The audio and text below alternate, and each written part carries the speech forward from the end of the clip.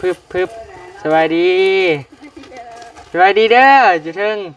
โดยใช้ย่านกล้องง่ายป่ะนี่มาดิย่าน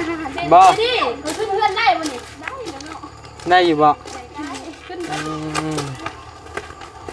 บ่จริงๆทำไหมไว้เก็ตกินไว้ยำกินแบ่งกัน3 คนมีแต่ผู้งามเนาะบัดนี้เนาะเป็นสาวหมดแหละบ่อยมาจากเดือน 3-4 เดือนบ่ไอ้บ่อยมาไปจากทุ่งนาเขียวภูเขาสูงข้างทุ่งทองไม้มาสู่อยู่กลางแสงไฟเมืองไม่ยอมกำระหว่างเดินทำน้ำตานองแต่มันก็คุ้มค่าที่ร้องไห้เสียใจในวันนั้นมันทำให้ฉันเข้มแข็งคำพูดเราเขาไม่ได้ยินบินไม่สูงเขามองไม่เห็นอยู่ผิดที่อาจกลายเป็นคนทุกทรมารอสุนหมุนใจฟังที่ฝันแห่งเน้มันแห่งอยู่ไกลแต่ยังอ่อยเอาหัวใจเมื่อยปานใดก็สู้ต่อขึ้นหอดคำแม่สอนก่อนเดินทางห่างมาคำแม่ว่าให้อดเอาอย่าท้อแบกใส่บาคอนไปฝันที่ใจเฝ้ารอหอดมือก็คงได้พอเมื่อชีวิตสวยงามขอบใจขอบใจเอ้าปิ๊บแจกติ๊บใส่บุญนี่ได้น้ำมูอยู่วะนี่ห้องแม่เอ้า2 ใบเอ้าห้องแม่น่าให้ไล่ก็มูเลยได้คนละใบเด้อใบเติมบัตรใจดีพร้อมนะใจดีพร้อมโอ้ย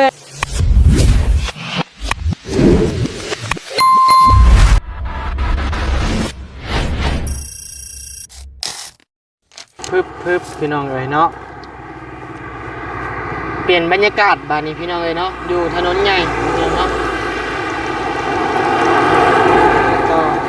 เปลี่ยนบรรยากาศมาถนนใหญ่เด้อพี่น้องเอ๋ยเนาะกะมาผมมาพ่อกับบ่าวนิวอีกแล้วพี่น้องเอ๋ยเนาะบรรยากาศช่วงค่อยค่ำลงแรงพี่น้องเอ๋ยเนาะกะ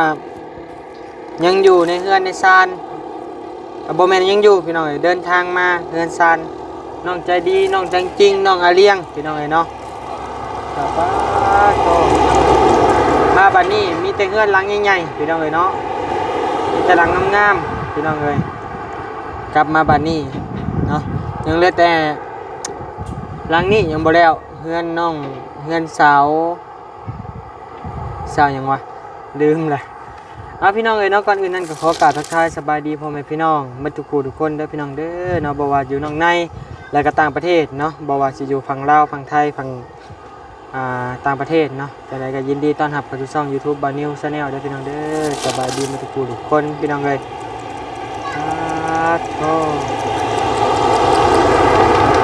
มีแต่หลังงามๆบาดนี้พี่น้องเอ้ยรถกระบุนวันอยู่พี่น้องเอ้ยเนาะโธ่อาเดียงไปใช่อาเดียงโอ้ไปใส่อาจริงเด้อาจริงอยู่ใส่เดินชานงามไปลีอ่ะนี่สวัสดีเด้อบ่าวเมฆเด้อโดยสบายดีไกลนำทางพึบสบายดีเด้อจุเทิงโดยใช้ย่านกล้องง่ายป่ะนี่มาดิย่านบ่ขี้ดื้อแท้บ่แกล้งน้ำบ่อาบคนยินบ่ละวันนะบ้าหรือว่าอาไปเห็นน้ำบ่อาบใช้นะย่างไปใส่ยังเกาะนะบ่าจอยลงเป็นที่งามเนาะสิงโตเนาะงามนะเดี๋ยวนี้เนาะเฮานี่เนาะตันไกลตกน้ำแล้วแนวเนาะเพิ่นแหละไปลุยมาวะเขาแหละคนอยู่เฮือนเพิ่นเลยไปสกอยเฮ้ยว้าวไปสุดที่ อันน่ะใส่ผ้าลุยอันนี้เลี้ยงผ้าเลาะอันนี้ใจดีผ้าเจิด พาเจิด เอาว่าหยอกว่าหมดว่าหัวกันเราเป็นน้องเนาะก็โต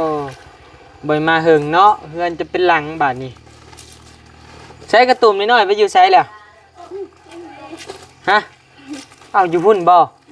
ลงสิลงทางได้บัดนี้ได้ไผไปนอนพุ่น อาบระเบิด บ่มีไผแล้วขึ้นมานอนพี่หมดเลย ก็แม่มาใส่แปะเว้ย โดย ดอยแท้ เป็นโรคกระเพาะจอยแห้งบ่แห้ง ตอนพูดตี โอ้โดยเอามาทางนี้ก่อนเป็นหยังดีดเดาะดีดดองอยู่ให้ก็ลิงนั่งอยู่เตียงผู้ปะไปนั่งเตียงปะเดี๋ยวไอ้สิถามเดี๋ยวให้พาไปเลาะเบิ่งเฮือนเบิ่งซานเพื่อนนั่นเลี้ยงนี่ได้ไฟแล้วบ่เลี้ยงยังมีงบเลยบ่ยังป้าเบิ่งนี่เฮาใหญ่กูดูเลยเฮาเตี้ยกูมือ คนหน้าแกล้งใครน่ะลุงใช่คือเมินแท้มือนี่ ดูลงเหมือนยัง เมินหลีอยู่ในเฮือนน่ะบ่เป็นถ่ายคลิปบ่ ภาษาจีนได้ ดอยนั่งเป็นแม่สีเลื่อนพี่น้องเอ้ยมีแล้วบ่ลูกเคยสิจีบมาเด้อหยอกต่อใจดีมีไซพี่น้องเอ้ยใช้อาจริงไปใช้จริงน่ะ แต่งจริง เห็นว่าได้เฮือนงามก็ยิงแท้อาญานี่ ไม่เจนะ ได้เงินไปเป็นใดๆกินข้าวกินน้ำแล้วกินกับหยังใช่คือว่าเป็นหยังอยู่อันนั้นเป็นหยัง มันหลักเครื่องหรอกพอเห็นแล้วเราก็โดดเลยโดดแล้วมีขนมมีทุกน้ำแล้วก็มีเกิบเรายังไม่ทัน จับได้บ่บัดนี้ ยังไม่ทันได้ เพิ่นเขาไปหลักหยัง หลักสายไฟหลักอันนั้นเป็นเขาบ้างหมดเลยโมแบงเนี่ย มั่งบ่แบ่งเลย ก้อนที่ไฟตู้โมแบงนั่นโมแบงเขาบ้างมาได้หรอก โดยแม่แต่งจริงบ่น่ะ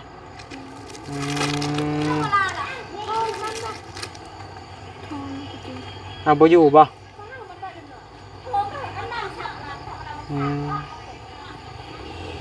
มาเพิ่นบ่อยู่แล้วก็ย่าแล้วอย่าได้ซะห้องเพลงพังกว่าใส่ เดี๋ยวข้างบอก มานั่ง ห้องเพลงมวน นั่งใจดีว่าพี่ยาแล้วเพิ่นบ่มาเพิ่นบ่อยู่แล้วก็ยาแล้วมานั่งกินงามๆมาใช้ไผอันนี้ไผ สบายดี แต่งหยังแต่งเน่า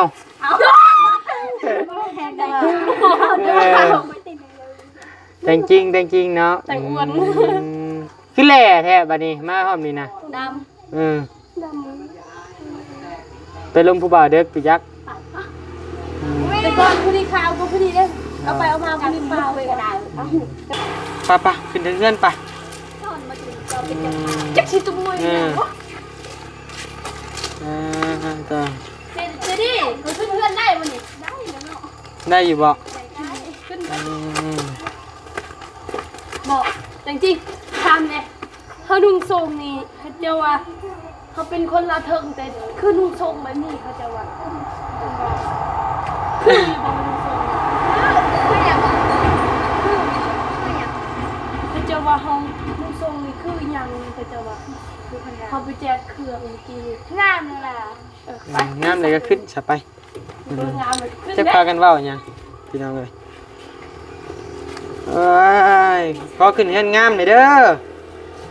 โอ้งามหลาย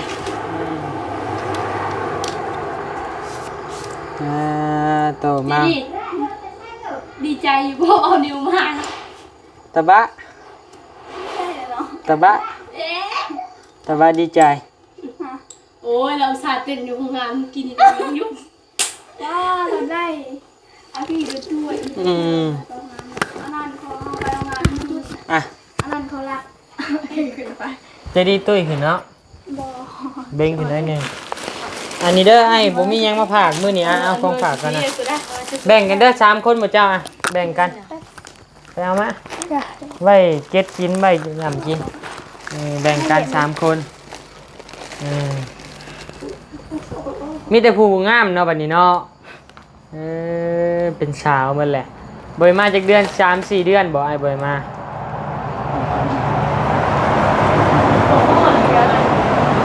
พ่อ ปัว ตัว2 เดือน ไอ้ว่า4พุ่นแหละ บอกตอนนั้นเขาเดือนกินปานกันเด็ด นะบ้าวตอนนะบ้าวมาแล้วเดือน2ดิเนาะเดือน แม่แล้ววะบ่จื้อละ ประมาณ3 เดือนแล้วเราเลย ประมาณช่วงสงกรานต์ เนาะสู่สงกรานต์ ใกล้สิฮอดสงกรานต์ ขออนุญาตเด้อ โดย สักแป๊บเดียว โดยไป เดือน4 อันอย่างไปทางหลังไอ้นี่ก็ได้อ่ะ ลงมาพี่เนี่ย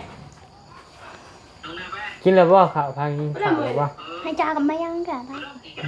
เฮือนแต่งจริงงามเนาะ เพื่อนจ้อง โอ้ได้เฮือนงามกว่าหมู่เว้ยเฮือนจะดีกับงามคือกันเอาเลี้ยงกับคือกันบ่หมดเดียวกันบ่ จับลงให้ อืมอ่ะ จ้องเลย ได้แล้วฉันนี่ก็ฉันสิอยู่แล้ว อะไรยังกันเนาะ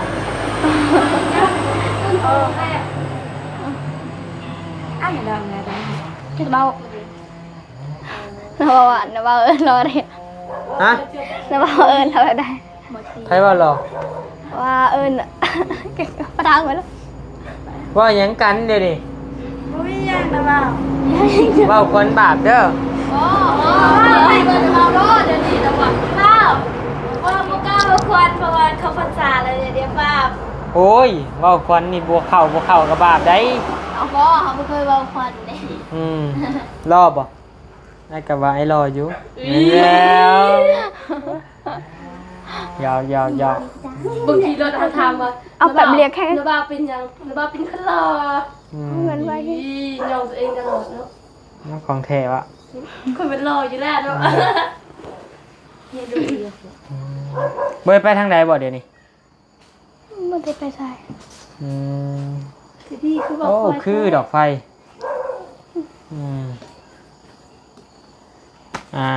โรงงานเดี๋ยวเบยไปนอนแล้ว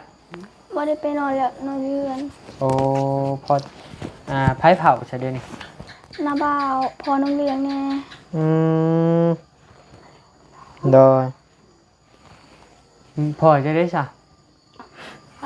ปะพ่อบ่มี ใจดี ปะกันแล้ว ไปเลยพ่อที่อยู่กับเมียแม่เจ้าได้ โดน ป้าเลย โดนปะถนน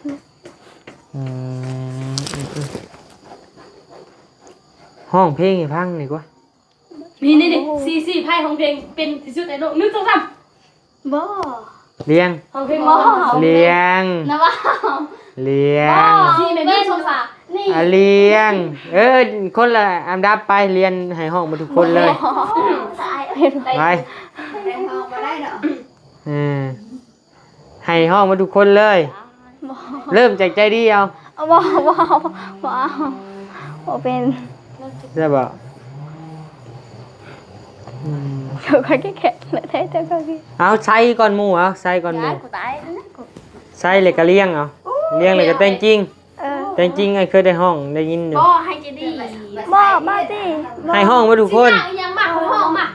มาเห็นบ่ เอา เอาไม้ให้อันใส่เนี่ย อยากฟังเพลงยัง แต่ยังไง เพลงยังจะอยากฟัง ขอทำใจเจ้าได้บ่นะขอทำใจเจ้า ไอ้ขอถามใจเจ้าได้บ่สถานะเฮามันเป็นแบบใดไอ้อยากเข้าใจช่วยตอบให้อายได้บ่ว่าม่วนเพลงนี้ เอาเพลงเจ้าถนัดที่สุด ม่วนอยู่แต่แบบเฮาอะเป็นเสียงผู้หญิงนั่นเสียง อ่า เสียงเพลงผู้ชายฮ้อง เอาเพลงเจ้าหมักเลย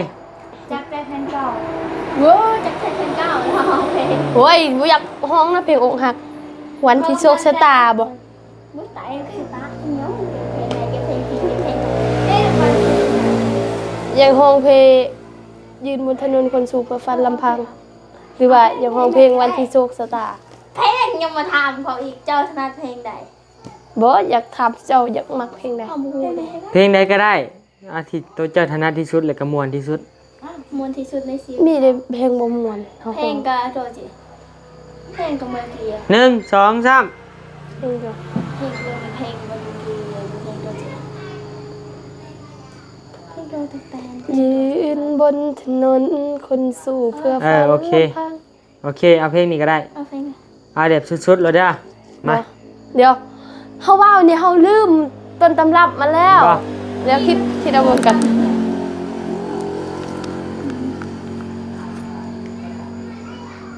จีแล้ว1 2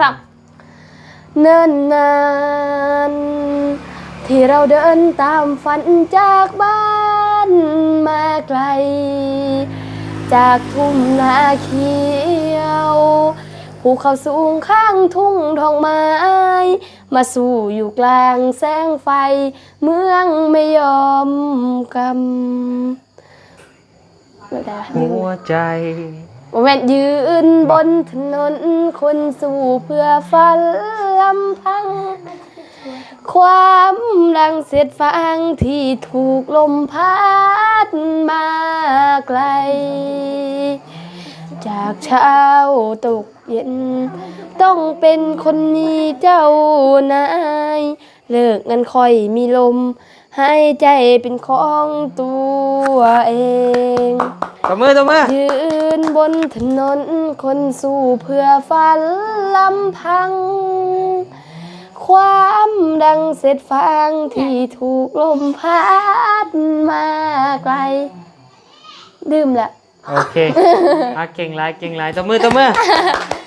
น้องเลี้ยงเขาอยากฟัง ชาวเลี้ยง ฝันที่ไม่เคยคิดว่าจะไปถึง ม่วนอยู่ไอ้เคยพังอยู่มาบ้านนี่ ฝันนั้นมาครอบครองระยะทางระหว่างเดินโอเควันสิ ฝันที่ไม่เคยคิดว่าจะไปถึง แต่วันหนึ่ง ฉันดึงฝันนั้นมาครอบครอง ระยะทางระหว่างเดินทำน้ำตานอง แต่มันก็คุ้มค่าที่ร้องไห้เสียใจในวันนั้น มันทำให้ฉันเข้มแข็งคำพูดเราเขาไม่ได้ยิน บินไม่สูงเขามองไม่เห็น อยู่ผิดที่อาจกลายเป็นคน เฮ้ยจะดีเจ้าอ่ะ ถูกเหมือนเราคนเดินออกมา หาคุณค่าให้ตัวเอง สู้ทนดิ้นรนเพื่อฟังฝัน ก้าวข้ามน้ำคำคนเยี่ยมยาม พยายามเดินตามเส้นทางที่วาดเอาวาง ขอให้มีแรงขอกำลังใจ จากเธอได้ไหมสักนิดก็ยังดี ไม่ต้องการอะไรมากกว่านี้เลย ขอแค่ข้อความไม่ต้องมากมายพอแค่เล่งได้บอกว่าคิดถึงกัน มันอาจจะเป็นแค่คำสั้นๆ แต่คือกำลังใจ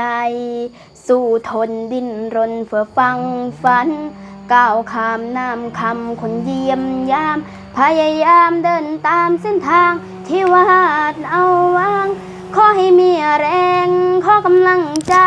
จากเธอได้ไหมสักนิดก็ยังดี ไม่ต้องการอะไรมากกว่านี้เลย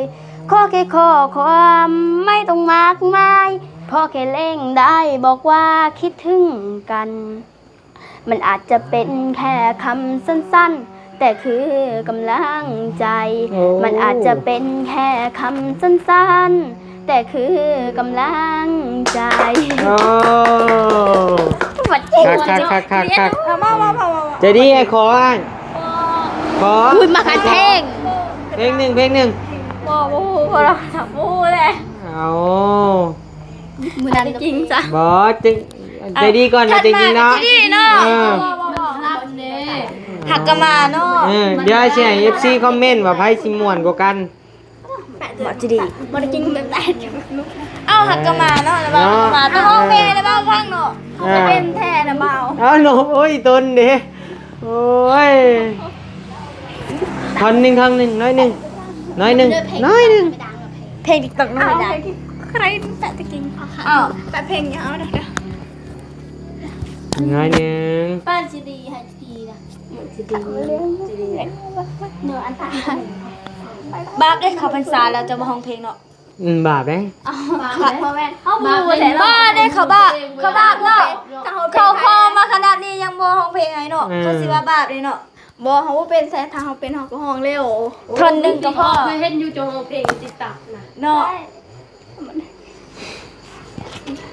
เอาเต็งจริงก่อนก็ได้อ่ะเต็งจริงจัดรถเต็งจริง อ่ะน่ารักว่ะ เพลงยังก็ได้จัดมา1 2 3 เดี๋ยวบอกค่อยคิดก่อนดีกว่า คิด